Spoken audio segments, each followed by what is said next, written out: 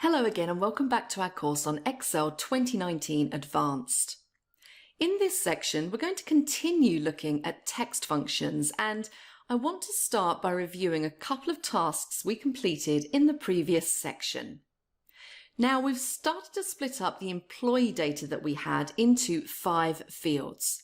The first field is here in column E, and the balance of the information about each employee is in column F.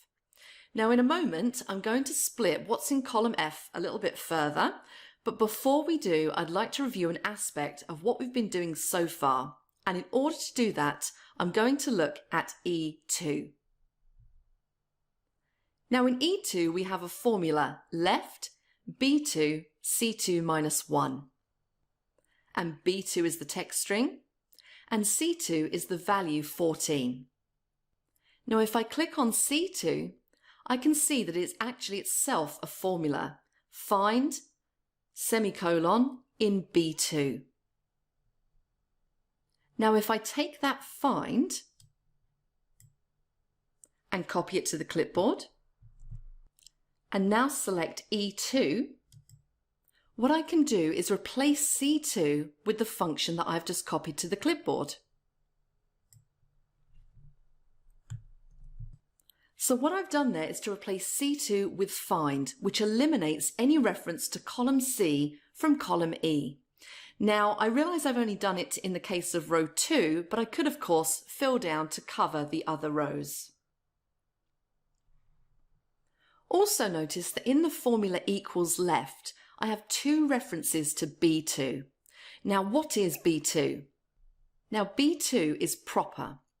What I could do, and let me copy proper to the clipboard. Now I'm going to go into E2, and wherever I have B2, I'm going to put proper.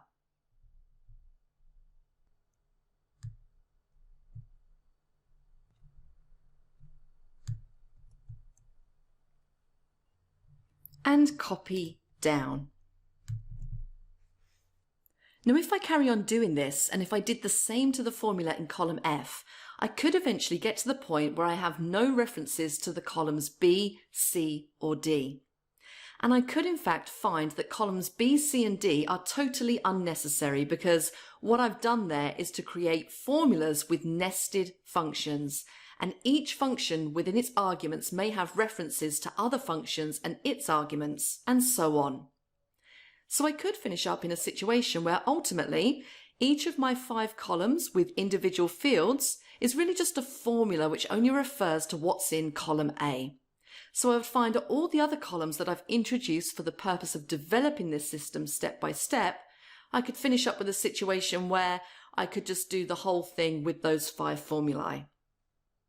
Certainly when I'm showing people how to do this for the first time, I break it down into steps. But if you can understand the use of formulae and functions, and if long formulae don't cause you a problem, then clearly not having these intermediate columns can be an advantage. If you find all of this a little bit confusing at this stage, it's probably best to stick with the approach I'm using here of building the whole thing up column by column. So I put E2 back to the way it was, and what I'm going to do now is to develop column by column a breakdown into the 4 remaining fields for the contents of column F. Now, I don't really think there's a whole lot of point you watching me do this. In fact, what would be a good idea is that I'm going to save this version as text functions 1. And if you want to try doing the next bit yourself, this isn't one of the exercises, but you can try it this way anyway. We'll then pick up immediately after this with text functions 2, where you'll see the breakdown of what I've done. So what I've done here is to continue to break up the information about each of the employees, and I've put headers on the 5 columns that have the 5 pieces of information about each employee. So we have name, start date, salary, department, and position. So what I'm going to do now is hide the working columns and bring back column A and talk about some of the other issues with the work that we've done here. Now, if you consider our starting point, you might think we've made some pretty good progress here because we've split up the information into 5 columns, but there are still a few things that need our attention. And of course, the first thing to note is that in the case of start date and salary, Both of those are coming across as text, and you can normally tell that because they are left justified in the cell. So starting with start date, it's clear that Excel 2019 hasn't realized it's a date field we're dealing with and hasn't realized that these are numbers. Now there are various ways of dealing with this. One of them is equals left. And if I want to convert text to a number, I can use the value function. So equals, value, open parentheses, close parentheses, and enter to confirm. And it now becomes a number. I can then select my whole column and fill down with Control D. Now column I contains numbers, so all I need to do is format as a date. Now it looks as though the contents of the salary column are also text, so let's turn those into numbers. Now in order to format that as currency, and I'm going to use US dollars, I can pretty much do that the same way as I formatted the start date column by selecting the whole column and formatting the cells. However, there is an alternative option, and that's the dollar function, and it's definitely one worth looking at. So equals, dollar, open parentheses, and you can see dollar has two arguments, the value you want to turn into the dollar amount, and then the second argument is the number of decimal places. So I'm going to move across to the end because we have our number, that's the formula there, comma, and I'm going to say 0 decimal places and close my parentheses. Hit enter to confirm. Note that when I do that, I finish up with the dollar amount as a text value because it's still left aligned. So I'm going to undo that one and fill down the value function. Control D to fill down. And I'm going to format that column as currency with 0 decimal places. And there we go. Now something that you may have noticed is that the names of these employees in many places have additional trailing places after them. For example, if you look in cell A2, if you remember the position of the semicolon is position 14 in the string, which implies that there are 13 characters before it. But if you add up the characters, it only comes to 12. The 13th character is the space. And you can see that between the E in Jose and the semicolon, you can see that there is a space.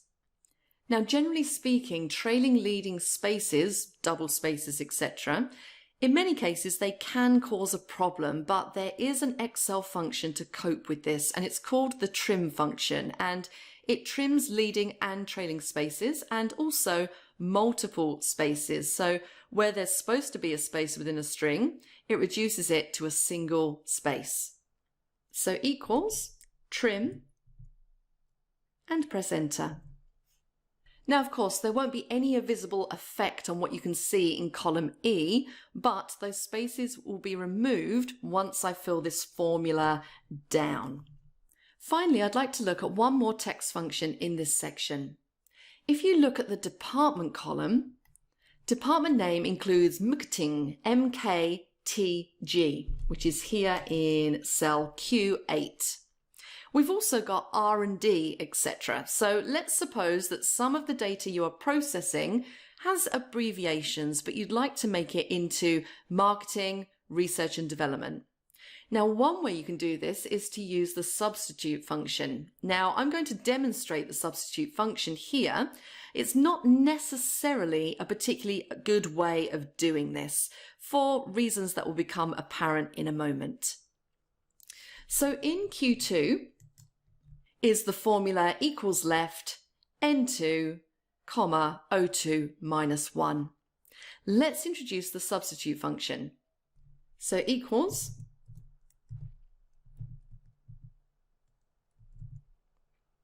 substitute. Now notice what it says there in the screen tip. It replaces existing text with new text in a text string. So open parentheses. Our first argument is we need the text. So that is our function, our left function just there. So I'm going to click at the end, comma. We now need to say what is the old text. So we're going to replace or substitute marketing, MKTG. So we're going to put it in quote marks and we're going to say MKTG, close our quotes, comma, and now the new text that we want to substitute it with. So again, in quotes, we're going to replace it with marketing, close quotes, and close our parentheses, and press enter to confirm. Now again, in this particular case, it has no effect whatsoever on cell Q2 that we've applied this formula to. However, when we copy it down, if you keep your eye on cell Q8, you should see it change. So let's highlight, Control D to copy down, and there we go. It's been replaced or substituted with the word marketing. Now that's fine, but it only did one substitution of marketing. And if I wanted to do a substitution of R&D as well, I'd have to use the substitute function twice within each formula within column Q. And so that starts to get a little bit messy. And there is a much better way of doing that, which we're going to look at later on in this course. Now, the example I've just shown you, you probably wouldn't do it that way. Really, only if you have one instance of something. You'd more or less treat it as correcting an error. There are one or two other text functions that we're going to come across later in the course, and we'll cover those as well. I suggest you do go through the help on text functions, but that's it for this section. Please join me in the next one.